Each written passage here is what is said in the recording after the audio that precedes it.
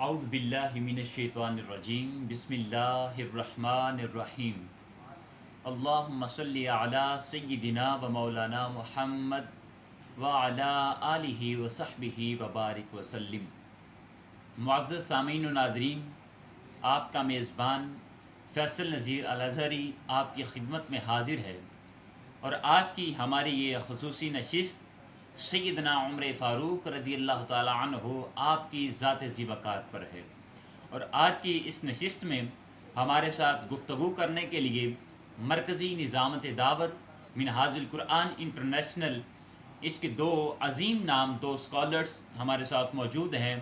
علامہ فیاض بشیر قادری صاحب، ہم آپ کو شکریہ بھی ادا کرتے ہیں اور خوش آمدید بھی کہتے ہیں کہ آپ نے اپنے وقت میں سے چند لمحات ہمارے پروگرام کے لیے نکالے۔ اور دوسرے اسکالر جو ہمارے ساتھ موجود ہیں علامہ جمیل احمد زاہد صاحب، آپ کا بھی ہم شکریہ ادا کرتے ہیں اور خوش آمدید بھی کہتے ہیں کہ آپ ہمارے پروگرام میں تشریف لائے۔ معزز سامعین و ناظرین، سیدنا حسن بصری رضی اللہ تعالیٰ عنہ آپ نے فرمایا کہ اگر تم اپنی محفل کو پاکیزہ اور خوشگوار بنانا چاہتے ہو تو عمر کی باتیں کیا کرو۔ تو آج اسی قول کی روشنی میں ہم نے جو موضوع کا انتخاب کیا ہے وہ سیدنا عمر رضی اللہ تعالی عنہ آپ کی ذات زیوکار ہے۔ پچھلی نشست میں ہم نے آپ کی ذات کے چند پہلو اور اوصاف ان کا تذکرہ کر دیا تھا، اور آج کی نشست میں ہم جو باقی آپ کی ذات کے پہلو ہیں ان پر گفتگو کریں گے۔ سب سے پہلے میں علامہ جمیل صاحب سے عرض کرنا چاہتا ہوں کہ علامہ صاحب یہ بتائیں کہ آپ رضی اللہ تعالیٰ عنہ، آپ کے اخلاق اور عادات، اس کے کچھ نمایاں اور خاص پہلو تھے، ان پر کیا فرمانا چاہیں گے؟ بسم اللہ الرحمن الرحیم۔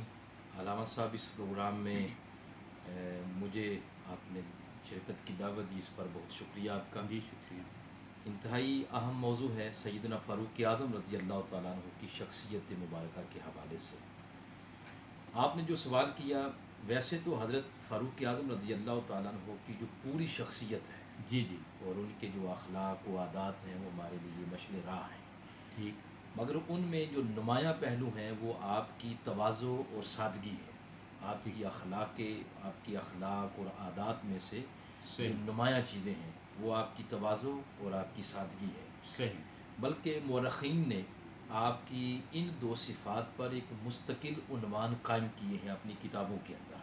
اچھا، اور حقیقت یہ ہے کہ عظمت اور شان کا جو تاج سیدنا فاروق اعظم رضی اللہ تعالیٰ عنہ کے سر پر سجدہ ہے، جی جی، اس پر یہ سادگی اور تواضع یہ خوشنما چیزیں لگ رہی ہیں۔ اچھا، آپ کی زندگی کی تصویر کا ایک رخ تو یہ ہے کہ آپ کبھی فوجیں بھیج رہے ہیں شام میں، کہیں ایران میں، کبھی روم میں بھیج رہے ہیں، جی جی، کبھی کیسر و کسریٰ کے سفیروں سے ملاقاتیں کر رہے ہیں، جی جی، اور کہیں آپ خالد بن ولید جیسا ایک عظیم جرنیل اس سے باز پرس کر رہے ہیں۔ حضرت ابو موسیٰ اشعری جو ہیں، ان جیسے عظیم صحابہ کرام کو آپ احکامات صادر فرما رہے ہیں۔ بالکل، لیکن دوسری طرف آپ کی شخصیت کا اور آپ کی زندگی کی جو تصویر ہے جی اس جی، کا رخ یہ ہے کہ آپ کے جسم مبارک پر جو لباس ہے اس کو 12 پیمد لگے ہوئے ہیں۔ آپ نے جو امامہ مبارک آپ کے سر پر اس کو وہ پھٹا ہوا ہے۔ لباس کے بارے میں آتا ہے کہ آپ باریک لباس نہیں زیبتن کیا کرتے تھے، جی بلکہ جی موٹا لباس پہنا کرتے جا تھے۔ جا پھر اس پر 12 پیمد لگے ہوتے تھے، اچھا، اور آپ کے جو جوتے مبارک ہوتے تھے وہ بھی پھٹے ہوتے تھے، اچھا، اور حالت یہ کہ کندھے پہ پانی کی مشک رکھی ہوئی ہے اور بیوہ عورتوں کے گھروں میں پانی بھرتے ہیں، اللہ اکبر، اور مسجد کی صفائی خود کرتے تھے، اور صفائی کرتے کرتے اگر نیند آ گئی تو مسجد کے فرش پر یہ آرام کرتے تھے۔ سبحان اللہ، یہ سبحان آپ کی یعنی سادگی اور آپ کی تواضع۔ ماشاء اور اللہ۔ پھر روایات میں آتا ہے کہ اب جب علامہ صاحب دیکھیں نا، سیدنا عمر فاروق رضی اللہ تعالیٰ عنہ، آپ کی سادگی کو دیکھ لیں اور آج کے حکمرانوں کو دیکھا جائے زمین آسمان کا فرق ہے، تو موازنہ بنتا ہی نہیں ہے، بنتا ہی نہیں ہے۔ جا جا، بلکہ ہمارے آج کے جو بادشاہ ہیں، حکمران ہیں، جی جی وہ اگر صحیح معنوں میں بادشاہت کا تصور لینا چاہتے ہیں جی جی تو ان کے لیے بہترین نمونہ سیدنا فاروق اعظم رضی اللہ تعالیٰ عنہ کا دور ہے۔ جی جی پھر آپ کے بارے میں آتا ہے کہ بارہا آپ نے سفر کیے، مکہ پاک سے مدینہ پاک اور مدینہ پاک سے مکہ پاک، لیکن دوران سفر کبھی کوئی شامیانہ یا خیمہ ساتھ نہیں رکھا۔ اچھا جہاں آرام کرنا ہوتا تو ایک چادر درخت پر ڈالتے اور اس کے سائے میں آرام کرتے تھے۔ اور ماشاء ایک اللہ، دفعہ ایک شخص احنف بن قیس، ٹھیک، وہ روسائے عرب کے ساتھ آپ کی ملاقات کے لیے آیا، تو اچھا، آپ نے اس نے دیکھا کہ سیدنا فاروق اعظم رضی اللہ تعالیٰ عنہ وہ دامن چڑھا کر ادھر ادھر دوڑ رہے ہیں۔ تو اس نے اچھا، پوچھا کہ آپ کیا کر رہے ہیں؟ تو آپ نے ارشاد فرمایا کہ بیت المال کا ایک اونٹ گم ہو گیا ہے، اس کی تلاش کر رہا ہوں، بلکہ آپ بھی میرے ساتھ شامل ہوں اس کی تلاش میں۔ اللہ، تو آپ نے فرمایا دیکھیں کتنے غریب لوگوں کا حق اس میں شامل ہے۔ تو اس پر ایک بندے نے کہا کہ حضرت کسی غلام کی ڈیوٹی لگا دیتے ہیں، وہ ڈھونڈ لے گا۔ تو اچھا، آپ نے فرمایا ایو عبدن آپ ادا منی، کہ مجھ سے بڑا بھی کوئی مجھ سے غلام ہے۔ بڑا غلام، واہ، یہ آپ کی تواضع اور آپ کی سادگی اللہ تھی۔ اکبر، اور اللہ، پھر روایت میں آتا ہے کہ ایک دفعہ آپ ممبر پر خطبہ ارشاد فرما رہے تھے، جی جی تو دوران خطبہ آپ نے یہ بات کہہ دی کہ اے میرے صاحبو، جی جی یعنی ہم مجلس لوگوں سے کہہ رہے تھے، فرما رہے تھے کہ اے میرے صاحبو، کہ یہ بندہ، یعنی اپنی طرف اشارہ کر کے فرماتے ہیں، اتنا نادار تھا کہ لوگوں کے گھروں میں پانی بھرتا اور لوگ بدلے میں اس کو کھجوریں دیتے ہیں، وہ کھا کر گزر بسر ہو جاتا، گزارا کر لیتا۔ جی جی تو جب آپ ممبر سے نیچے اترے تو لوگوں نے کہا کہ حضرت خطبے میں یہ باتیں کرنے کی نوبت کیوں آئی؟ یہ بات کرنی نہیں چاہیے تھی آپ کو ممبر پر۔ جی جی تو آپ نے فرمایا دراصل طبیعت میں تھوڑا سا غرور آ گیا تھا، تو یہ اپنے نفس کا علاج کیا۔ اللہ، یہ آپ کی تواضع تھی، آپ کی اللہ، سادگی اور انکساری کا عالم۔ ماشاء اور اللہ، ایک عظیم تابعی ہیں سعید بن مسیب، ٹھیک، وہ ارشاد فرماتے ہیں کہ سن 23 غالباً 23 ہجری میں جب آپ حج کے لیے گئے، جی جی اس وقت آپ کی بادشاہت اور آپ کی سطوت، یعنی آپ کی سطوت کا جو سورج تھا وہ نصف النہار پر تھا۔ اچھا، تو آپ حج کے لیے گئے تو دوران سفر آپ نے آرام کرنا چاہا، تو آپ نے وہاں تھوڑے سے پتھر اکٹھے کیے، سرہانہ بنایا، تو آرام کرنے لگ گئے۔ اللہ، اور آرام کرتے ہوئے ایسے عرش کی طرف دیکھتے ہوئے اللہ کریم کی بارگاہ میں عرض کرتے ہیں باری تعالیٰ کہ اب عمر کی وہ عمر نہیں رہی، آزاد جواب دے چکے ہیں، اب تیری مہربانی ہوگی کہ تو مجھے اپنے پاس بلا۔ اللہ، یہ آپ کی ایک زہد اور آپ کی تواضع اور سادگی، جو آپ کی طبیعت اور آپ کی عادات میں نمایاں چیزیں تھیں۔ علامہ صاحب دیکھیں نا، اتنی زیادہ سیدنا عمر فاروق رضی اللہ تعالیٰ عنہ ان کی ذات میں سادگی تھی، لیکن اگر ان کی سلطنت کو دیکھا جائے، ان کی حکومت کو دیکھا جائے تو بہت وسیع تھی۔ آپ کی فتوحات جو ہیں اس کو آپ بیان کریں کہ کن کن علاقوں کو سیدنا عمر فاروق رضی اللہ تعالیٰ عنہ آپ نے فتح کیا تھا؟ جی، بسم اللہ الرحمن الرحیم۔ بہت شکریہ فیصل صاحب جی جی کہ اس میں یہ ہے کہ واقعی حضرت عمر بن خطاب رضی اللہ تعالیٰ عنہ کا، جیسے علامہ صاحب نے بتایا کہ ایک رخ زندگی کا یہ تھا کہ ان کے اندر تواضع، انکساری بھی بدرجہ عتم تھی۔ جی، آواز تھوڑی لوڑ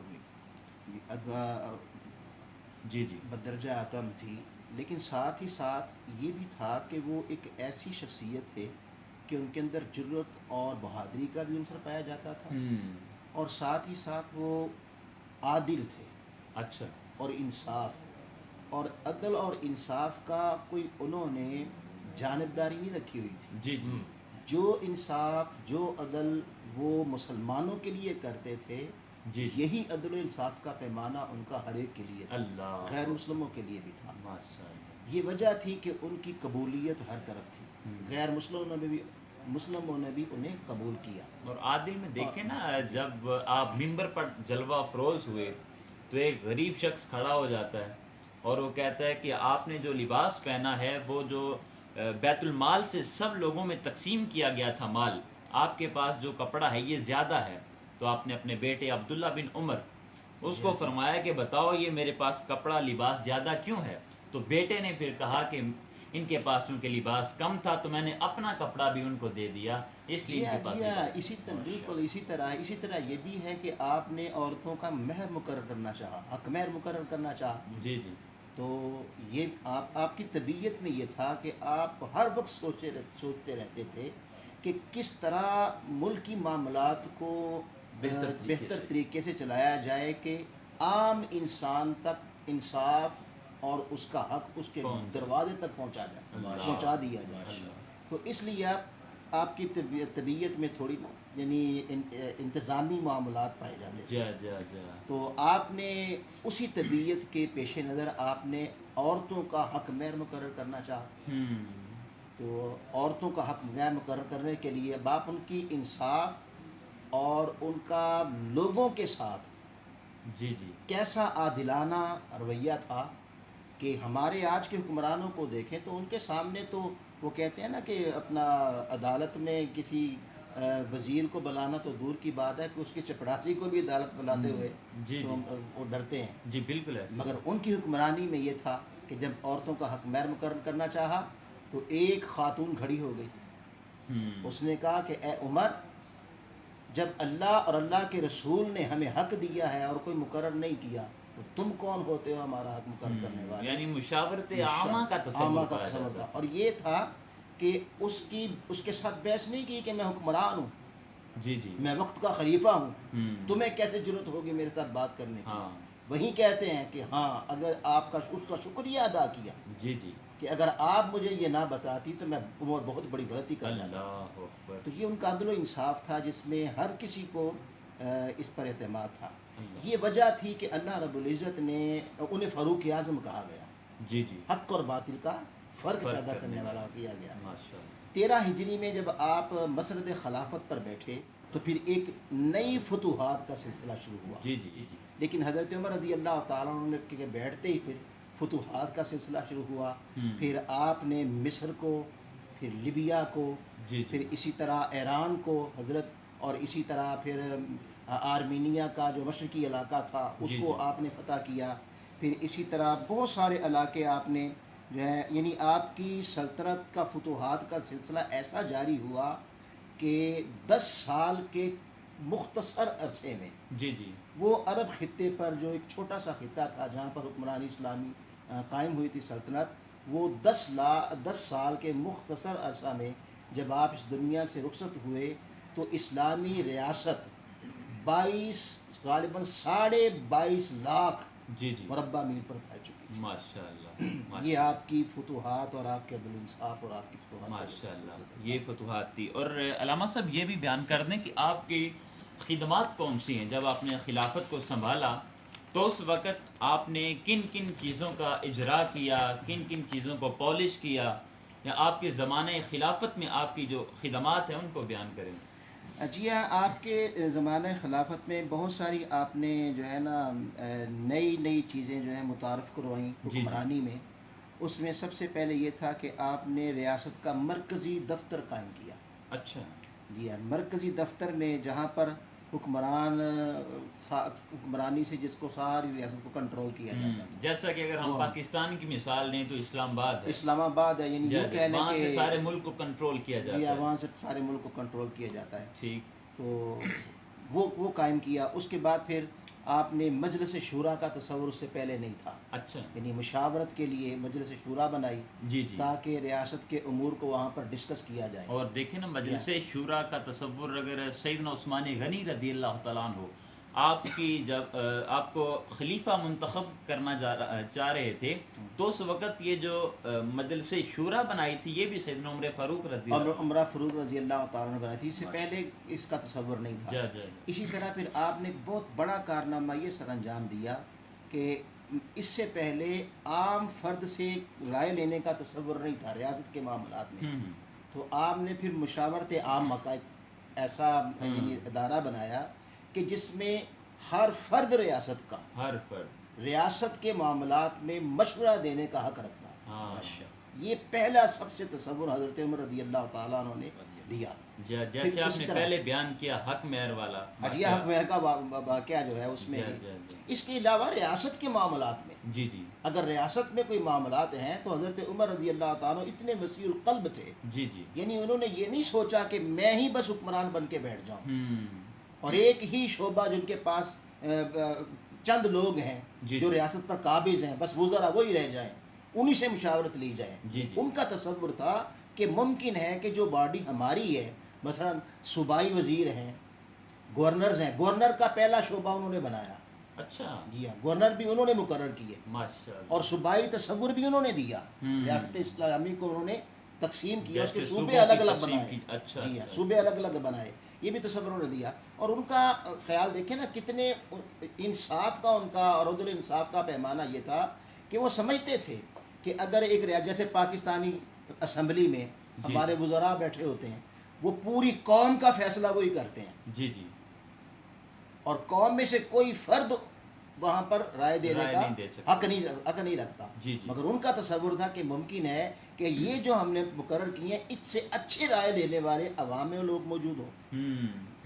عوام میں ایسے لوگ موجود ہوں جو ریاست کو چلانے کے لیے اچھی رائے دے سکتے ہیں. جی. اس پر انہوں نے مشاورت عامہ کا باقاعدہ ادارہ قائم کر دیا، اچھا جس پہ خلیفہ بیٹھتا تھا، ماشاء اور پھر ہر شخص اس میں ریاست کے چلانے کے لیے پھر اپنی مشاورت دیتا تھا. ہم. پھر یہ جو آپ نیب کا سنتے رہتے ہیں کہ نیب نے طلب کر لیا، فلاں طلب کر لیا، اس کے بھی موجد حضرت سیدنا عمر فاروق رضی اللہ تعالیٰ عنہ. اچھا سب سے پہلے ریاست میں نیب کا ادارہ ہم. حضرت عمر فاروق رضی اللہ تعالیٰ نے بنایا. ماشاء اللہ. اس ادارے کا کام یہ تھا کہ جو بھی گورنر بنتا جی جی یا صوبائی وزیر بنتا یا ملک میں مرکزی میں کسی بھی عہدے پر جو فائز کسی ہو. بھی عہدے پر فائز ہوتا، تو جس دن وہ فائز ہوتا جی جی. وہ یہاں آ کر اس آفس میں اس کا اثاثے جمع ہوتے تھے، ہم. کہ آپ کے پاس کتنا مال کتنا ہے، مال کتنی ہے، جائیداد ہے. کتنی جائیداد ہے، کتنے گھر ہیں، کتنا بینک بیلنس ہے، کتنی.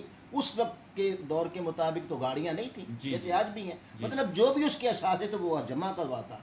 پھر اس کے دور حکومت میں جتنی دیر وہ صوبائی وزیر ہے یا کوئی وہ مشیر ہے یا وہ کوئی ویسے ہی اپنا کوئی کسی عہدہ اور عہدے نہیں. پر فائز ہے، جی جی. تو جتنی دیر وہ حکمرانی کے عہدے میں رہتا، گورنر ہوتا، تو اتنا عرصہ اس نے گزارا.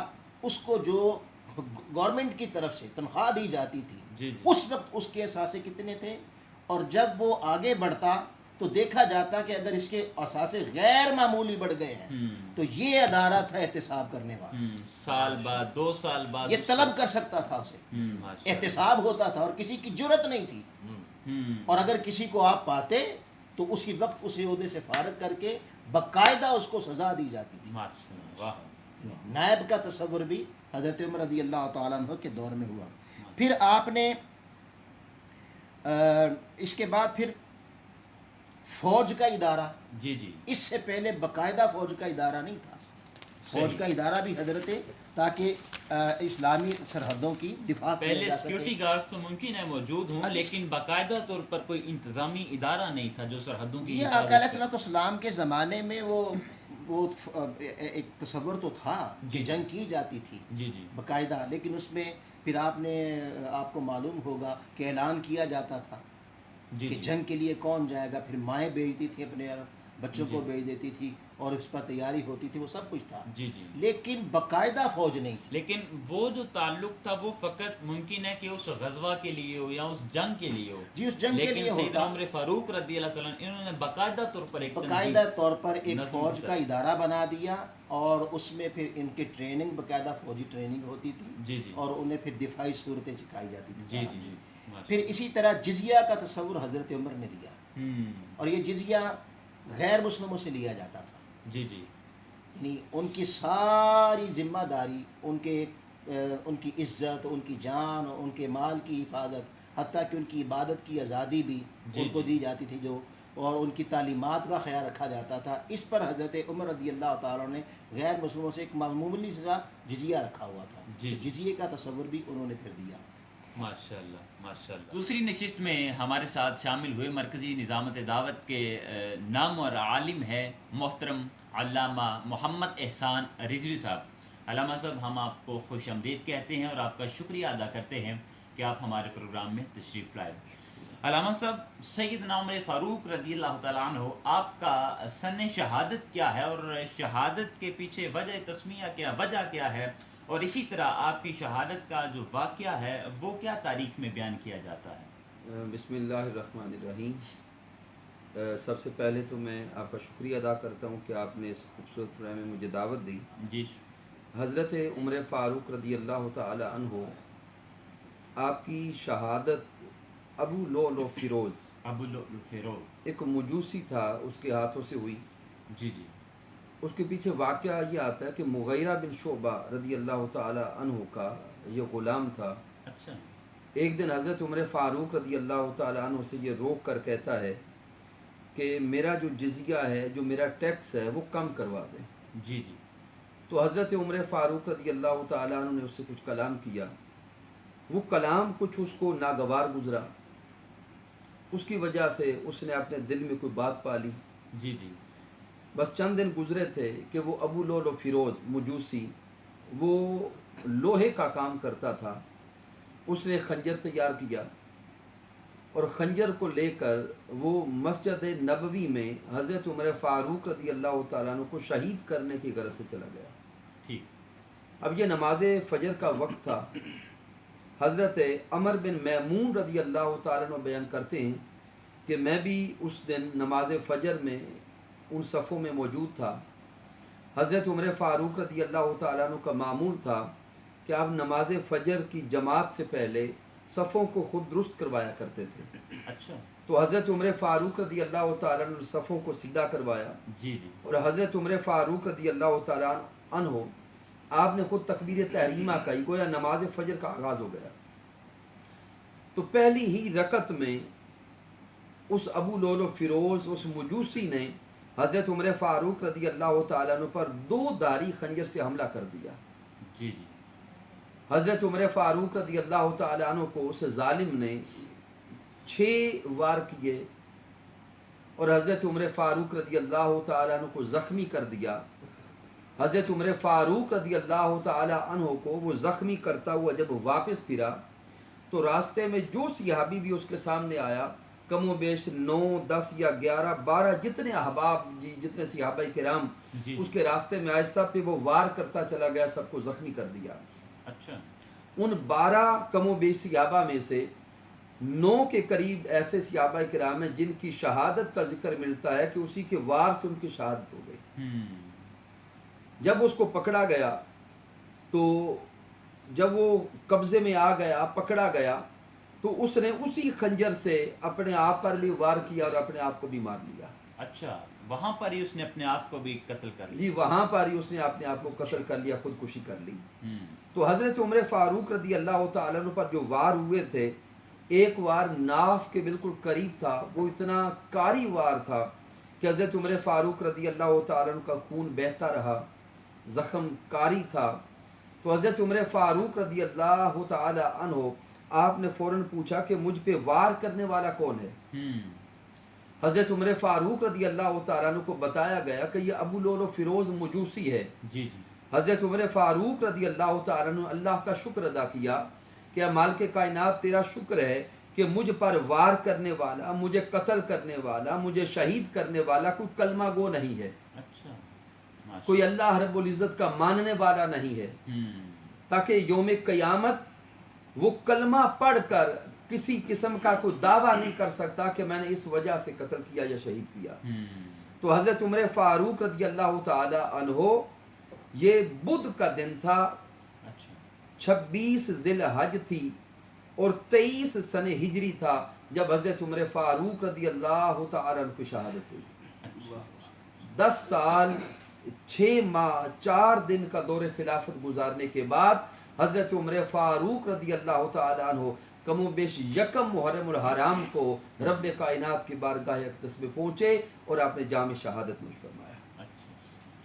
ماشاءاللہ۔ معزز سامعین و ناظرین، آج کی اس نشست میں ہم نے سیدنا عمر فاروق رضی اللہ تعالیٰ عنہ، آپ کے چند اوصاف، ان کا تذکرہ کیا ہے۔ اللہ رب العزت کی بارگاہ میں دعا کرتے ہیں اللہ پاک ہمارا بیٹھنا، اپنے اسکالر سے سوالات کرنا، ان کے جوابات لینا، اور جو بھی ہمارے سامعین ہیں اور سن رہے ہیں ہمیں، ان کے علم میں اضافہ کرنا، اللہ پاک اس نشست کو اپنی بارگاہ میں قبول فرمائے۔ اگلے پروگرام تک اپنے میزبان کو اجازت دیجیے۔ السلام علیکم ورحمۃ اللہ وبرکاتہ۔